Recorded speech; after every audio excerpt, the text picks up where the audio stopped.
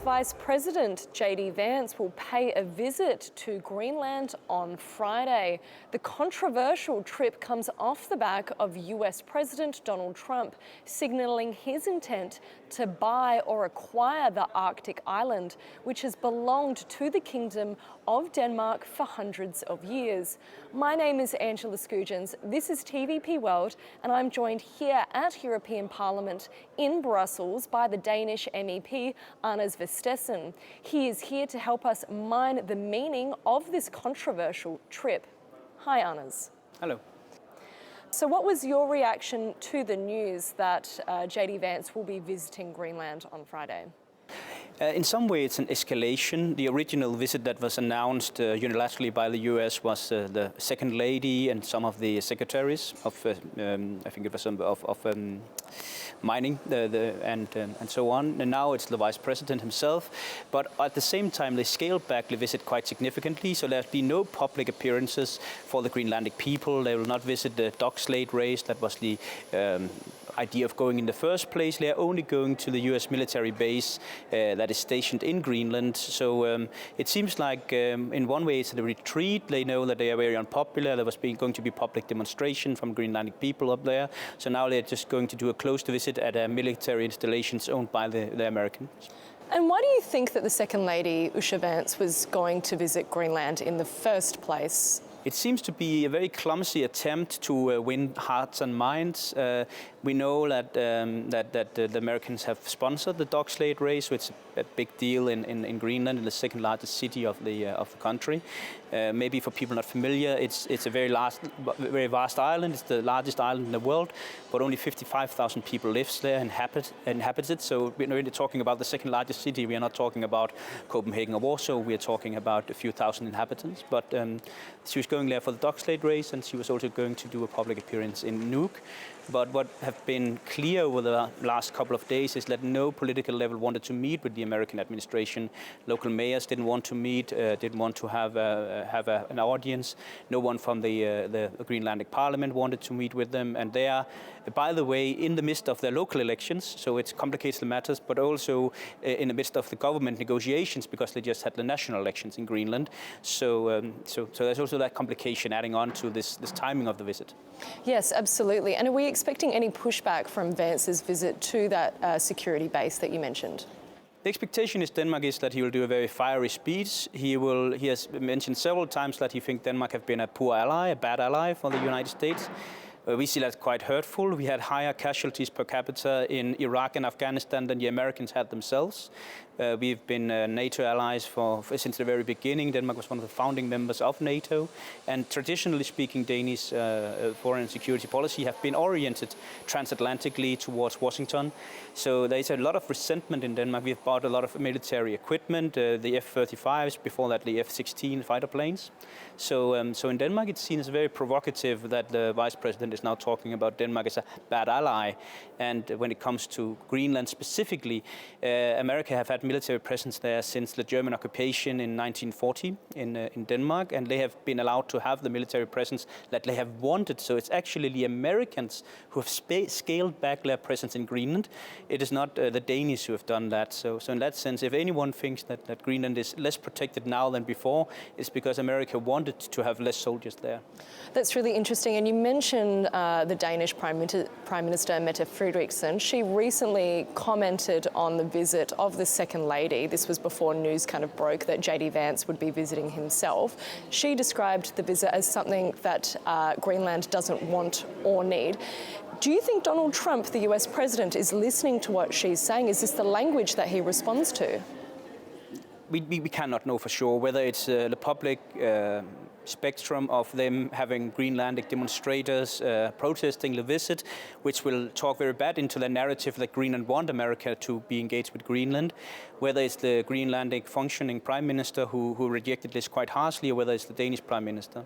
The Danish Prime Minister has come under a lot of criticism from Greenlandic politicians for not standing enough up against Trump and not using enough robust language to rebuff this unwanted visit. It's not something that have been invited. It's not something that have been, diplomatically speaking, when you have these high-level visits, it's something that is co-organized between friendly countries. This time there has been a very clear signal to the Americans that they were not welcome, and this was seen as a provocation. So I think the Prime Minister's remarks is primarily also internally meant in the Kingdom of Denmark that to show the Greenlandic politicians that he cares about their independence and their right to self-determination, and that he's able to use a harder language to rebuff the American advances on Greenland.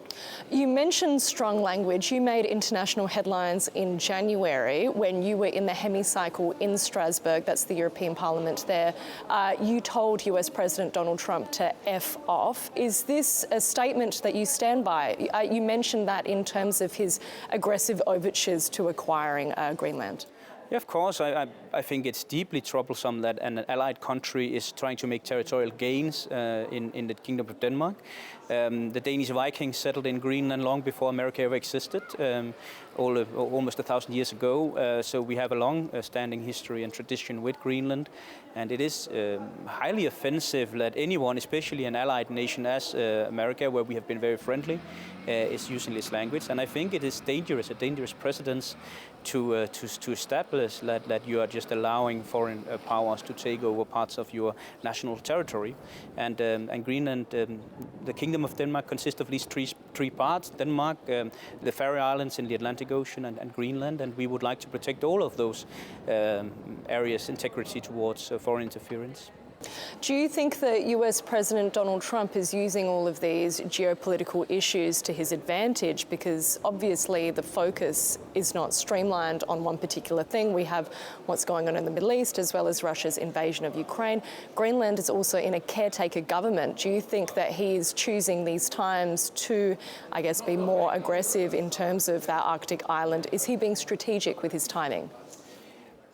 Yeah, I think he has a general aspiration to be the first president in a decade to enlarge the territory of America. I think that's a genuine wish of his, and I think Greenland is the weakest of the candidate. I don't think he can invade Canada to that extent.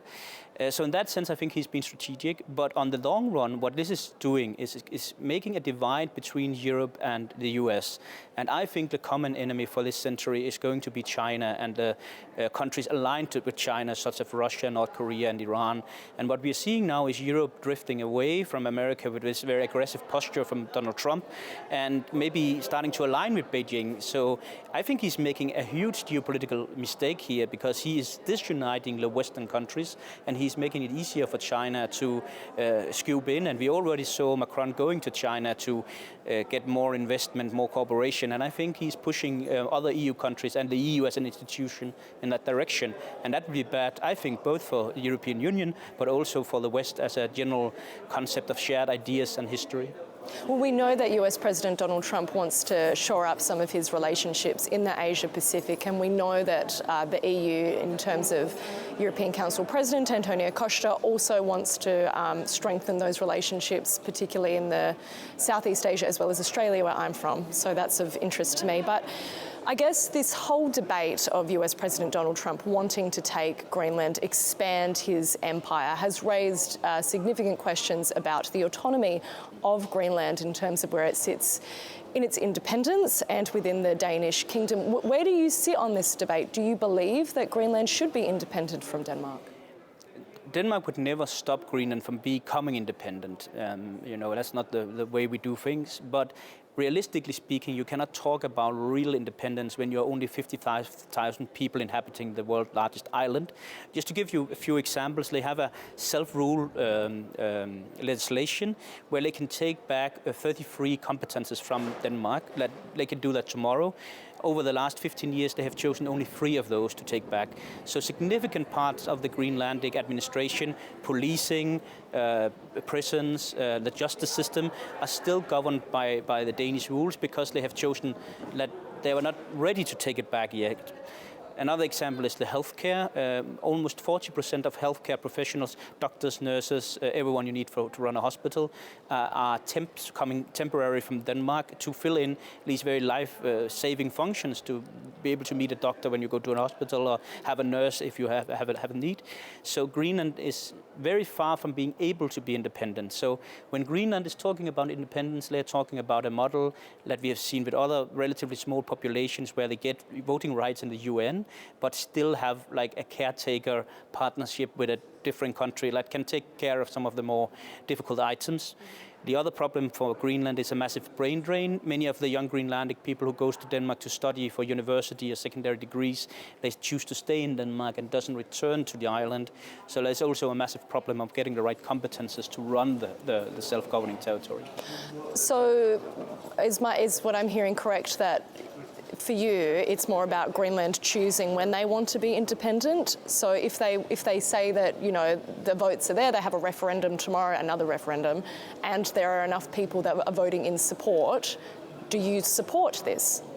I don't think they'll be ready to do it. And the current elections that he just has, the national elections, was also a win for the fraction who will like very, very slow independence. The fraction who says this is not something that is going to happen in 4, 8, or 10 years. It's maybe something that's going to happen in the far distant future.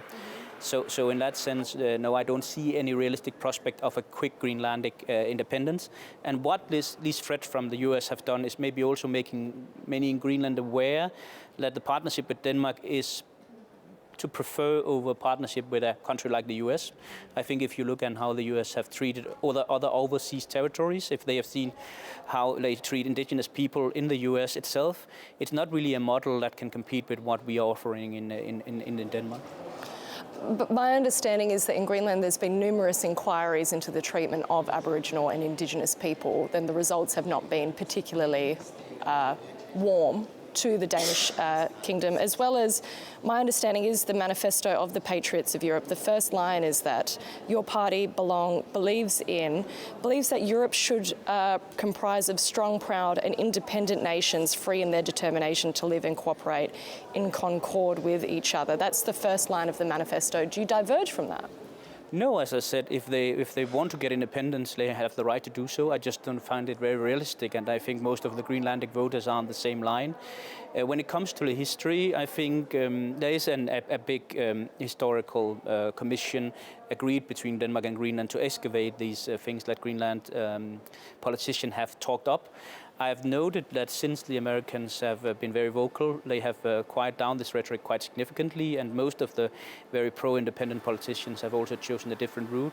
So I think we should maybe let the academics go into these cases. I think they are a little bit more complex than what they have been presented in Greenland.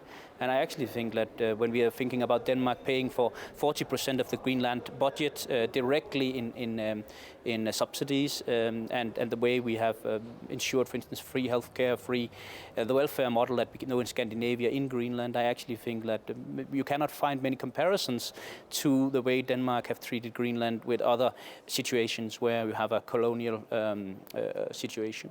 But does Denmark not have anything to gain in terms of the rich mineral deposits that are in Greenland? Because my understanding is that's why Donald Trump perhaps wants that Arctic island as well.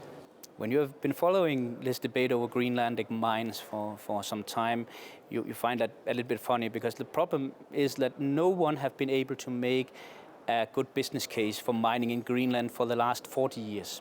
The last functioning mine in Greenland that had a surplus closed down in the 80s, and since then Denmark, Greenland, everyone have invited people to go and try to mine these minerals, but no one have made a good business case. It has been attempted with all sorts of different materials, from gold, rubies to rare earth materials, but none of it has been a successful venture. And that's also a bit of the problem here. That is that people have a little bit lack of knowledge of Greenland, in the sense that there is no infrastructure, there's no workforce to deal with these mining projects. oftentimes the minerals or whatever you want to mine is so distant and so remote and so far down that it's not commercially viable to do it. So I think Greenland, Denmark, anyone would be happy if Americans, Australians, Europeans would go and mine and made a big mining venture out of it, and if that would help the Greenlandic economy to recover, everyone would be happy.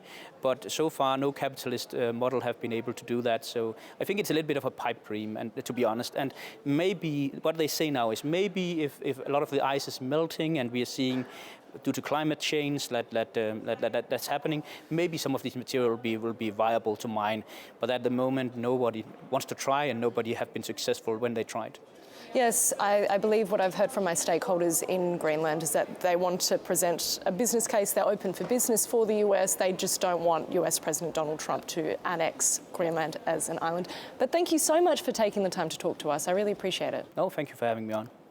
And thank you for watching, but make sure you stick around as there's more news, analysis and commentary coming up on TVP World.